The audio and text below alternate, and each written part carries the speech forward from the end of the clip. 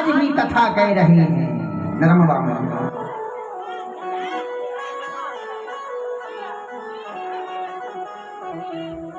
सबने आशीर्वाद प्राप्त किया और आशीर्वाद तो लेना ही चाहिए। माता पिता का आशीर्वाद तो जीवन में मिलता ही रहे, क्योंकि जिन्होंने हमें जन्म दिया है, और माता पिता का आशीर्वाद लेते रहोगे तो महाराज हो सकता है उनके हृदय से अगर आशीर्वाद निकल गया तो जय जयकार हो जाएगी। उस आशीर्वाद को कोई काटने वाला नहीं।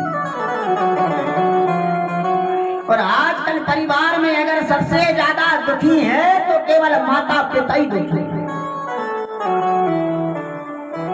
भाई मैं तो सही कह रहा हूं। बड़े बड़े सिटियों में देखो माता पिता की सेवा आशीर्वाद तो बात दूर है, उन्हें अनाथ आश्रम में डाल दिया और पैसा और देते हैं, बोले जे 3 लाख रुपया ले 1 साल तक हमारे माता पिता की सेवा करना। भैया तुम ही करना, हमें तो फुर्सत ही नहीं है। माता पिता रोते हैं, उनकी आत्मा दुखती है। अरे बेटा तुझे मैंने पाल पोस करके बड़ा किया है कि मैं अपने संतान का सुख भोगता, मेरे नातियों के तोतली बातों के लिए मैं श्रवण करता, लेकिन तूने मुझे अनाथ आश्रम में डाला। वो किसी धन दौलत के भूखे नहीं होते हैं, वो अगर भूखे होते हैं तो केवल अपने बच्चों की मीठी वाणी के भूखे हुआ करता। माता पिता के पास में बैठ करके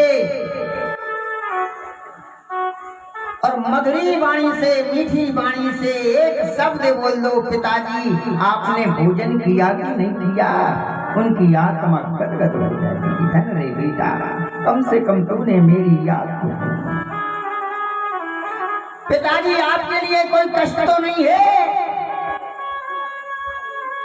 अगर कोई कष्ट हो तो बोले पिताजी आप बता दें। केवल बस इन्हीं वचनों के वो भूखे रहा करते हैं, किसी के धन दौलत के भूखे नहीं रहते। एक कोने में उनकी खाट डाल दो, वो कभी नहीं कहते बोले बेटा मुझे कोने में क्यों डाला। कितना ममत्व होता है, कितना प्रेम होता है। और उन्होंने ऐसे पाल पोस करके बड़ा किया कि खुद भूखे रहे और हमारे लिए उन्होंने भोजन बनाया। और कोई भी माता पिता हो अपने पुत्रों के लिए वैसे ही चाहता है, खुद भूखा रहता है लेकिन बालक को खिलाता है, बालक की पूर्ति। कहने का तात्पर्य यही है महाराज, यदि हमने प्रत्यक्ष जो देवता हैं उनका यदि हमने सम्मान नहीं किया, उनका पालन अगर हमारी दृष्टि से ओझल हो गया तो बोले महाराज संसार में हमारा अस्तित्व नहीं है।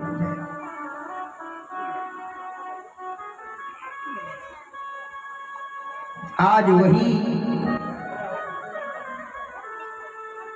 कहने का तात्पर्य यही है कि मार्कंडेय जी महाराज राजा युधिष्ठिर जी से यही कहा, यदि हमने माता पिता की सेवा की है तो हमारे बच्चे हमारी सेवा करें। हमारे माता पिता ने अगर घर में सब पुण्य किए हैं तो हमारे बेटे करेंगे, क्योंकि बाढ़ई पूत पिता के और खेती उपजे अपने करना। इसलिए कहा गया है यदि हमने सच्चा कार्य किया है, सच्चा कर्म किया है तो हमारे लिए उसका प्रतिफल तो जरूर मिलेगा, इसमें कोई धोखा नहीं। इसलिए कभी चिंता नहीं करना चाहिए, एक ना एक दिन भगवान अवश्य मिलेंगे। इसीलिए गाया जाता है, कहा जाता है कि घबराओ नहीं मन धीर धरो, मत घबराओ, भगवान का भजन करते कि घबराओ नहीं मन धीर धरो और भगवान मिलेंगे कभी न कभी।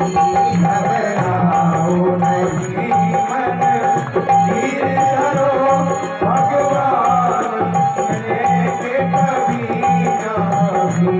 घबराओ नहीं मन धीर धरो, भगवान मिलेंगे कभी न कभी। घबराओ नहीं मन धीर धरो, भगवान मिलेंगे कभी न कभी। घबराओ नहीं मन धीर धरो, भगवान मिलेंगे कभी न कभी।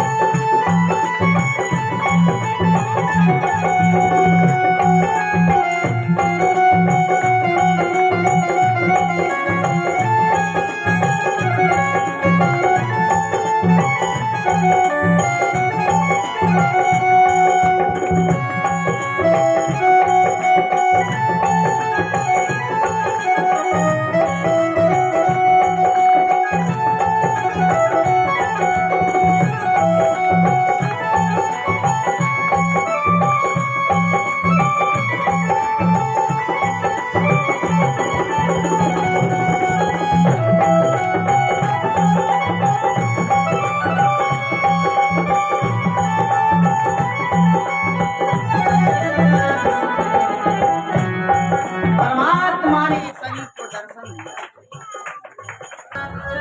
भगवान के चरणों में आस्था और प्रेम लगा रहे, बना रहे, तो परमात्मा एक ना एक दिन अवश्य अपने भक्तों के लिए दर्शन देते। इसलिए मन के लिए स्थिर रखो और घबराओ मत।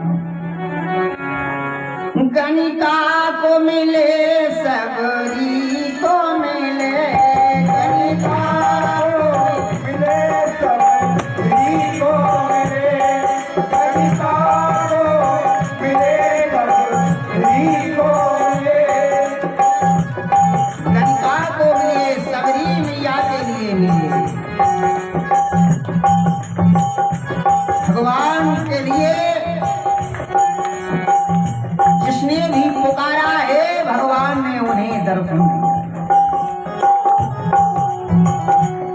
कनिका को मिले सबरी को मिले, कनिका को मिले सबरी को मिले, कनिका को मिले सबरी को मिले। और की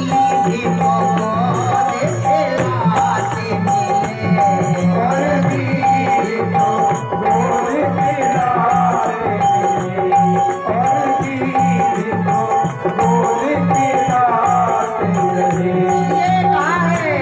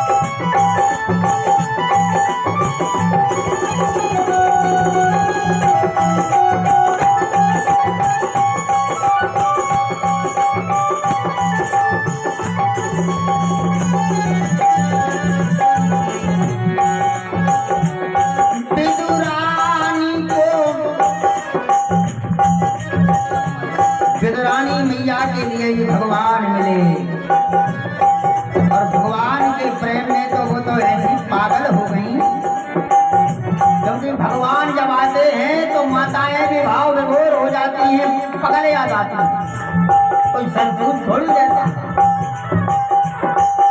विदुरानी मैया के यहाँ भगवान जब पहुंचे तो केला तो नहीं खिला रही, केले फेंक जा रही हैं और छिलके फेंक, ये प्रेम की बात है। विदुरानी को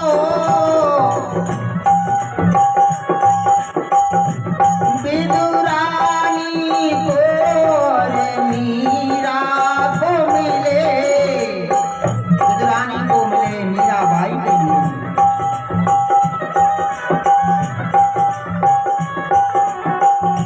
भगवान की बड़ी कृपा है।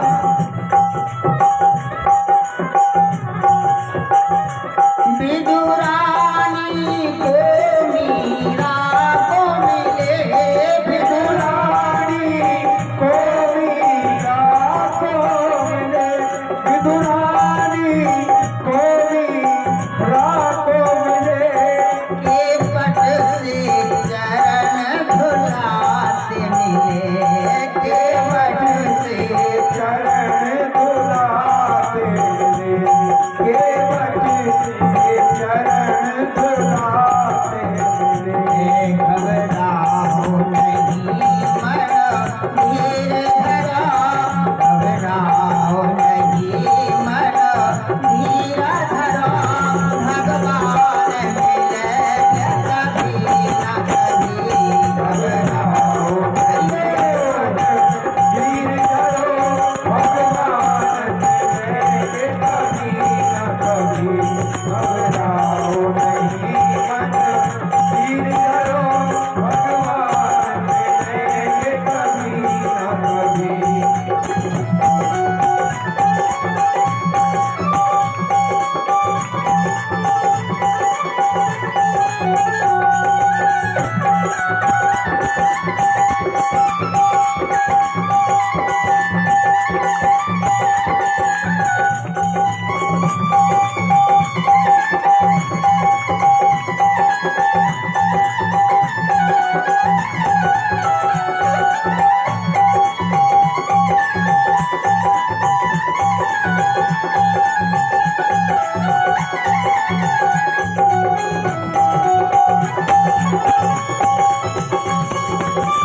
जय हो।